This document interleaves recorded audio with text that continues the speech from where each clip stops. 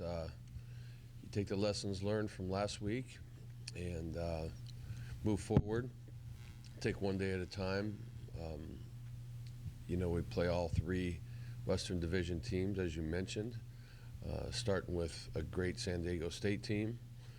And so our focus has to be on one day at a time and getting better.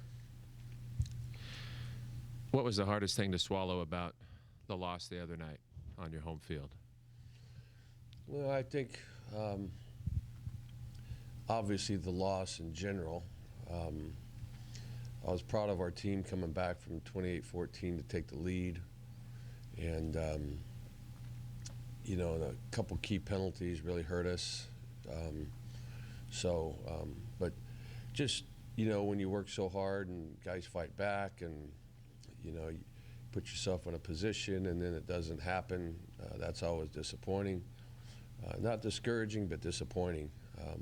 That we need to keep our focus and trust the process and keep working hard. And there's a lot left in front of us. And, against three really good football teams. And San Diego State, plays great defense, #1 defense in the conference, in pretty much every category, and very physical on offense, and do a great job there. So short week, traveling. We just got to make sure that we're focused every single day on what we're doing. After the game, when it was fresh on the field, one of the things you said was you'd have to take a look at the tape to evaluate some of those penalties and what your team could really learn from it. Is there anything you understand now after taking a look that maybe you didn't in that moment? No. Every week you turn in certain things to the officials to just get their opinion on was it a proper call or wasn't it. There was a few of those we turned in, but a couple that hurt us, a hand to the face is a good call. It's not intentional by any means, but in the trenches sometimes hands get pushed up and it happens.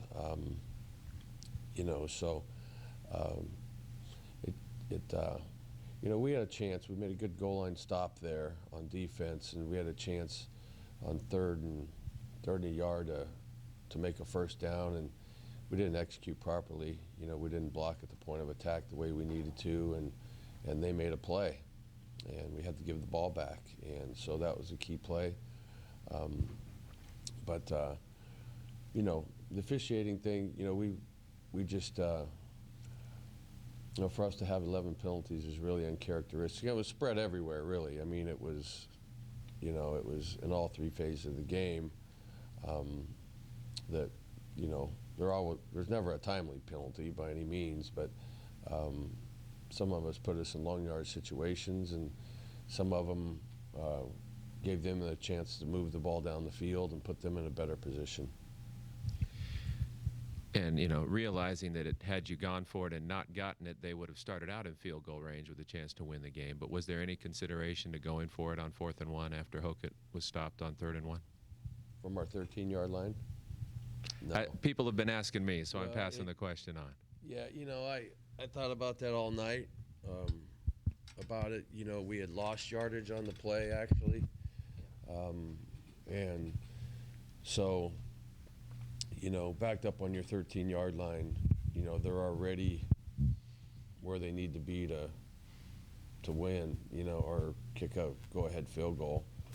And no, maybe if it was out closer to 30, 35, somewhere there, it would have definitely been a consideration. But backed up on our 13-yard line, there was really no thought of that. Coach, looking ahead to San Diego State, what'd you make of their loss to Nevada on Saturday night? Nevada did just enough to win. You have to give them credit. I think it was 17-13, and there's not a lot of points scored against San Diego State's defense. They were #1 in the conference and only give up 14 points a game, and I think they've only had 20 points scored on them all year long, twice. And so they made just enough plays to put themselves in a position to win, and you got to give them credit for that. But we know going in, you know, who San Diego State is. I mean, they're going to run the ball. They're going to be physical. You know, they're a little bit more diverse this year offensively. But defensively, they play as good a defense as anybody in the country does. When you suggest that their offense has different personnel, they have a veteran back there at quarterback, Ryan Agnew. He's been there for a while. He's obviously started all the games this season. What type of a quarterback is he? Do you think he's limited in any capacity, or can he? I mean, he's a different quarterback than the one you just faced, obviously, in Jordan Love. Yeah, well, they're just different offenses. But, you know, they used to really rely on just two-back type stuff and play action, and they still do that quite a bit, but they'll spread you out a little bit more now, and so obviously they have more confidence in his ability to spread the field. So they're a little bit different than they have been. A few new wrinkles in there. But still, I mean, they are who they are as far as they want to be physical, and they are very physical up front. Really good running backs, really good tight ends, fullback, very physical team. Not that you need any extra motivation for a game like this, but it is a rivalry game with a trophy on the line. What are your thoughts on the old oil can and how much it would mean to this team to keep it? Well, it's always, anytime that, you know, we have something like that we're playing for, it's, you know, there's enough motivation to play. That's just one more thing that, you know, you take pride in being able to keep that. And it's just one more thing. But there's enough on this game that, you know, the oil can just one more thing on top of it. Reina, the second straight game without a pick. Rivers, another 100-plus yard rushing game. With their consistency these past couple of games, how does that affect your game planning over the next 3 games? Well, you know, you can't really say the next 3 games. It's about this game, and it's about what we do this week. But I thought Jorge has played really, really well, not turning the football over. Has made a lot of plays. Ronnie's ran really hard. You know, and so they've done a good job. And you know, with an offensive line that you know, was kind of their first time playing together.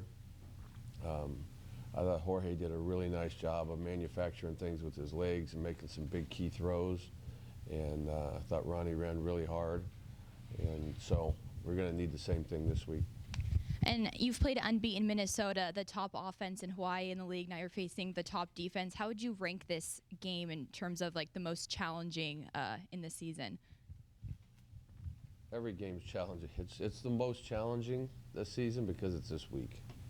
You know, and that's how we look at every single game.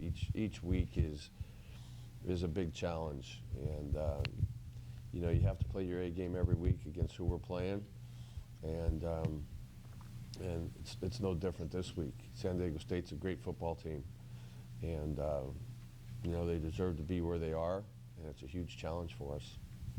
Coach, last 3 games have been somewhat similar in terms of the flow and the points scored. San Diego State doesn't typically play games in that range. Do you have to do anything differently with your team to prepare for what might be a different style of game on Saturday or Friday?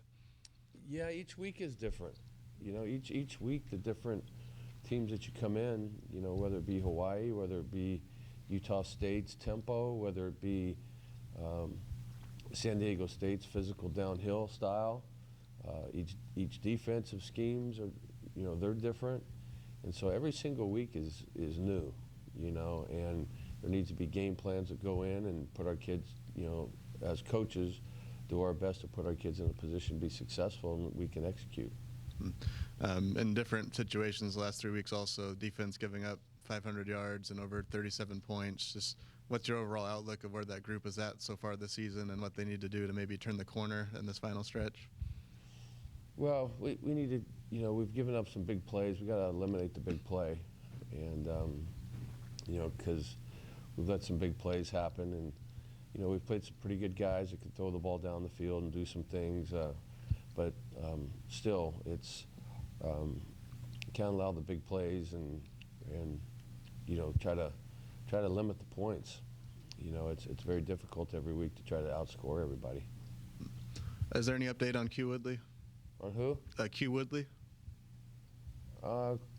We'll find out today, but I think it's day to day. But he came back, and I think he could have went back in the game. We also didn't see Isaiah Johnson or Cyrus Tuatele. Is there any update on where they're at? Isaiah is out for the year. He had a knee operation, and Cyrus will be day to day. We saw something unusual with Stephen Comstock making a tackle.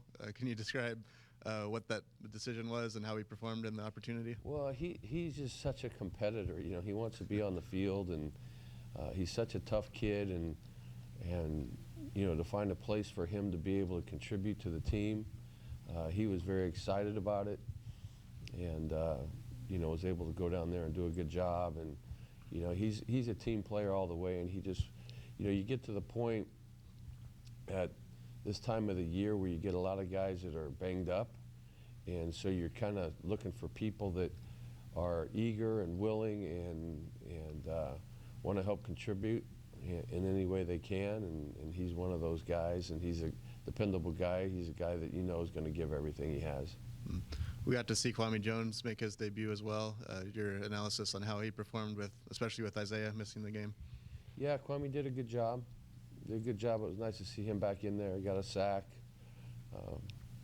You know, I think 1.5 tackles for loss, and so it was nice to see him back playing, and you know, because we've missed him, and you know, so hopefully we can keep him healthy and he can stay part of the plan.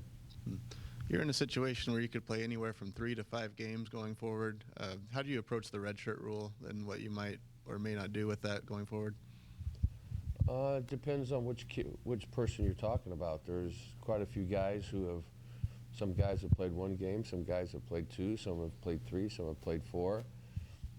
Some, you know, the ones who have played 4, we're at the point where unless you really need them, you know, you're not going to burn their year if they're not going to play a lot of reps. But there's also a lot of guys who have played none to 3, and so they're available if you need them. And at this time of year, you really have to consider that, you know, because we have unfortunately had, you know, quite a few injuries through the season. And so you have to look down the depth chart and find out, you know, who's available to be able to fill in certain roles. Facing San Diego State, you talked about them having the best defense in the league. They're only giving up 14.5 points a game. How much of a mental recognition and processing challenge is this for your quarterback to see what Rocky Long's defense is trying to do or trying to confuse him with?